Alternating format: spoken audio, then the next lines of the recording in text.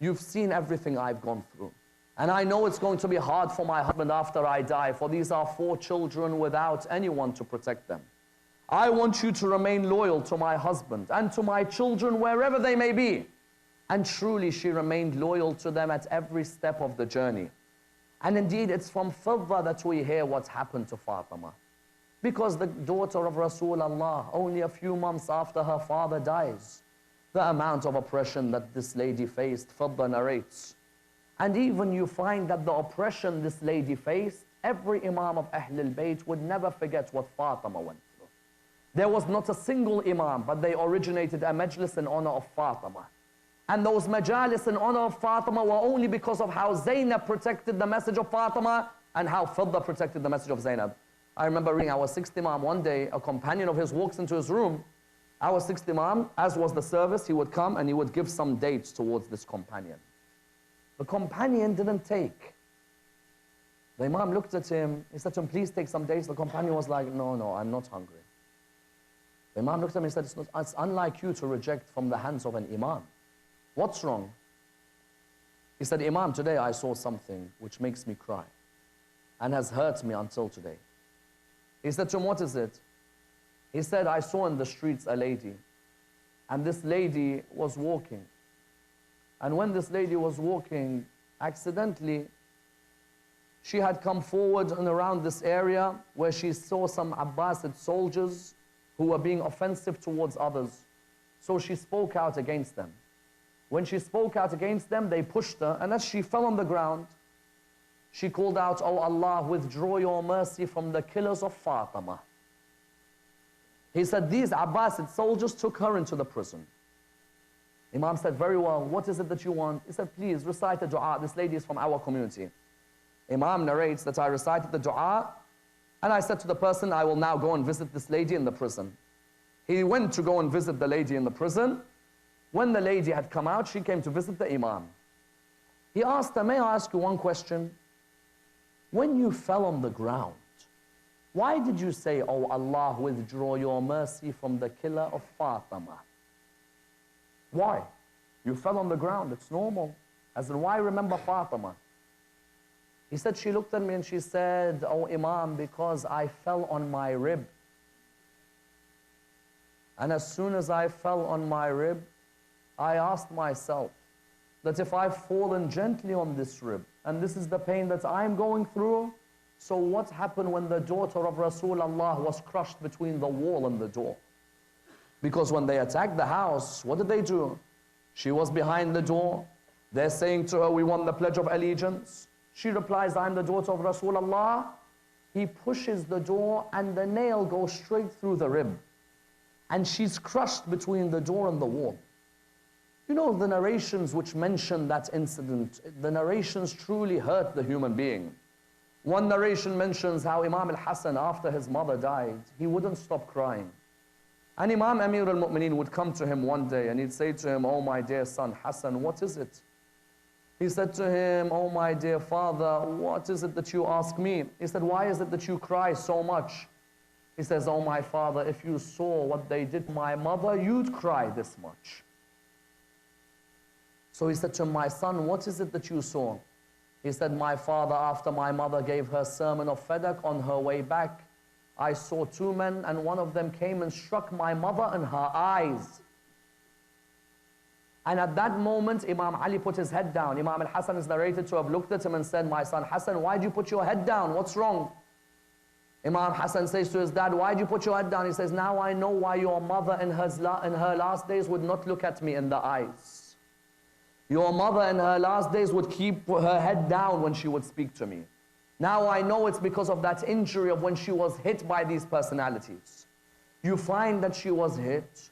You find that she was crushed between the door and the wall.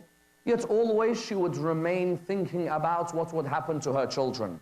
And that's why it's Fidda who narrates. She says in the final moments of the martyrdom of Fatima al-Zahra alayhi salam, on those final moments, that final day in the life of Fatima, she narrates that final day Fatima al-Zahra came towards me and she said to me, "Oh Fidda, I am about to go into my room. I'm going to wash myself.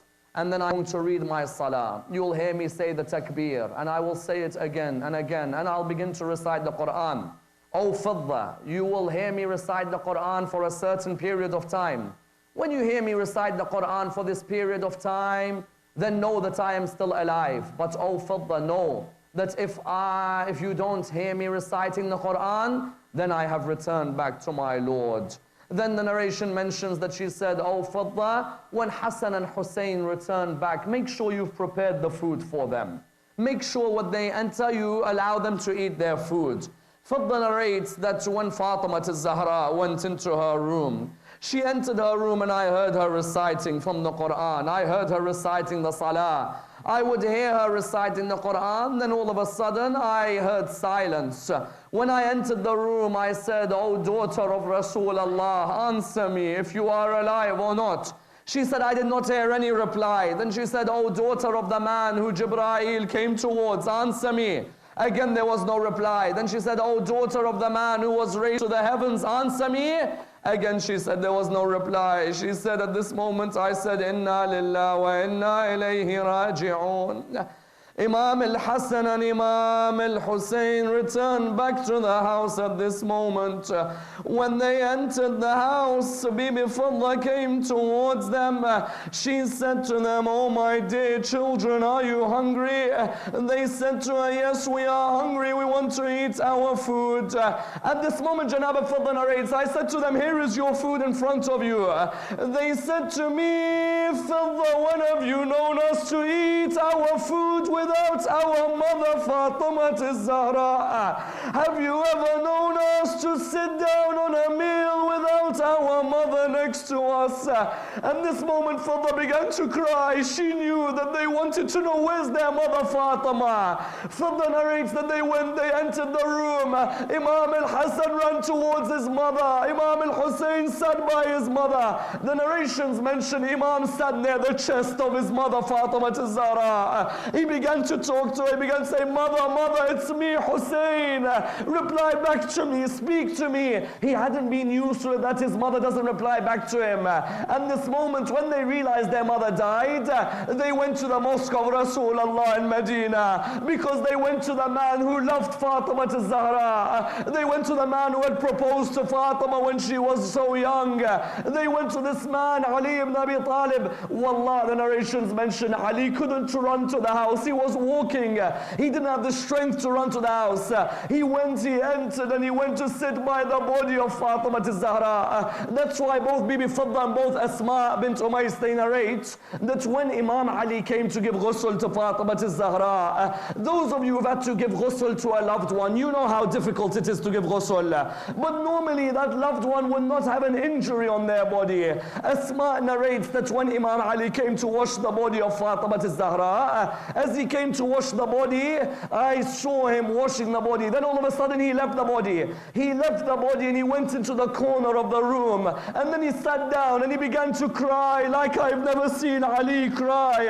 I said to him, oh Amir al-Mu'mineen, why is it that you cry when you are the man who lifted the gate of Khaybar? He replied to her, Asma, I cry because when I've washed the body of Fatima al-Zahra, as I was washing, my hand came across the broken rib of Fatima al-Zahra. Imagine how difficult it was for the Imam as he washed the body of Fatima. But even more delicate than this, Abu Dhar al-Ghafari narrates, when we carried the janazah of Fatima al-Zahra, he narrates, I saw something I had never seen before. He said, I saw Imam al-Hassan run to his mom's body. He said to her, mother, mother, it's me. Hassan replied to me. Then he said, I saw Hussein on the chest of his mother. He said, when Hussein sat on the chest of his mother, he said, mother, it's me, Hussein. Please reply back to me. He said, Wallah, at this moment I saw Amir al-Mu'mineen talk to someone. Who was it? It's as if Allah had allowed the angel to come to Ali ibn Abi Talib and speak to him in the way he spoke to Maryam. Jibreel came to Ali ibn Abi Talib. He said to him, oh Ali, remove Hussein from the chest of his mother. He said to him, why? He said, because the angels cannot bear to see Hussein crying like this on the chest of his mother. Zahra. And that's why we say if the angels could not bear to see Hussein on the chest of his mother, then I ask you, how did the angels bear to see Shimr when he sat on the chest of Abu Abdullah? How did the angels bear to see when Shimr pulled out the dagger to cut the neck of Imam al-Hussein when he lay on the ground? The narrations mention when Imam Ali went to bury Fatima al-Zahra, he would keep going back to visit her and visit her. One night he cried so much by her grave that he ended up sleeping because of how tired he was near her grave. The narrations mention that he says, in my dream I saw Fatima. She said to me, Ali, Ali, hurry to the house because Zainab is alone in the house. He ran back to the house. He entered the house. He entered the room. He saw Sayyidah Zainab sitting by the prayer mat of her mother Fatima al-Zahra. And she was saying, my father, where's my mother Fatima? I want to see her. I tell him, oh Ali, if you couldn't bear to see Zainab alone in the house, then how would you have burned to see Zainab on the 10th of Muharram? Inna lillahi wa inna alayhi raji'un. Raise your hands, brothers and sisters. May Allah subhanahu wa ta'ala raise us with Muhammad and Al Muhammad. Allow us to receive the intercession of Sayyidah Fatima and Sayyidah Fidda. Allow us to be amongst those who follow their message in this world and the hereafter.